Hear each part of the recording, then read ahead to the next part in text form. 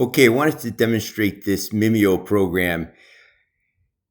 It just kind of proves the point. There's these 5 formulas over here that you need to know what the variables stand for.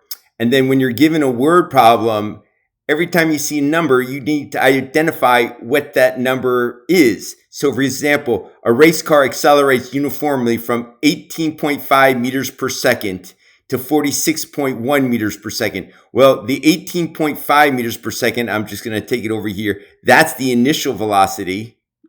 And then the 46.1 meters per second, that's the final velocity. And it's going from that initial to final velocity in a time of 2.4 seconds.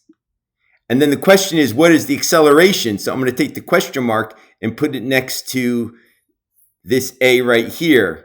And since all these units jive, they correspond, I'm not going to need a conversion. So I'm going to hide yes, because no, the answer is no. And I don't need a negative sign. So now the question is, which one of these formulas would I use to solve this problem? And if you take a close look, it's a perfect fit for the acceleration formula. And then you would plug in the values and then do the algebra. So let me show you one more example.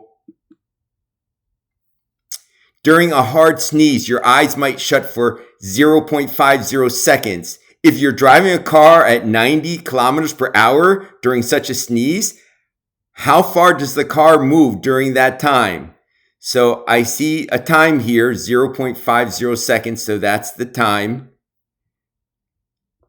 Now, the car's going 90 kilometers per hour. It's not speeding up, it's not slowing down, so that's the average velocity. And then we want to know, how far does the car move forward? So the question mark is the displacement. Now, is a conversion needed? Yes, because you see how the kilometers per hour and the seconds, they don't jive.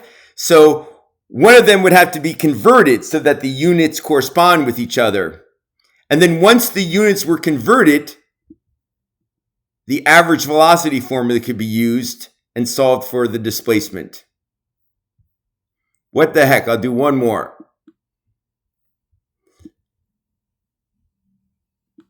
So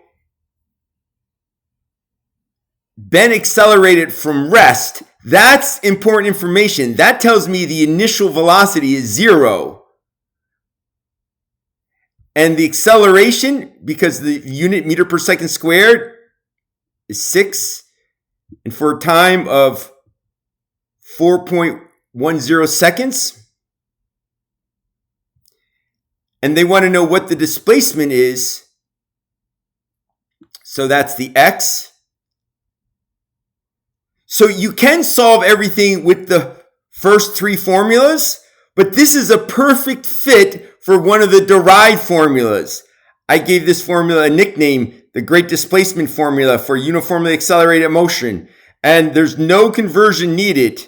But notice you have everything you need to plug into that formula and solve for the displacement. Okay, I hope this helps.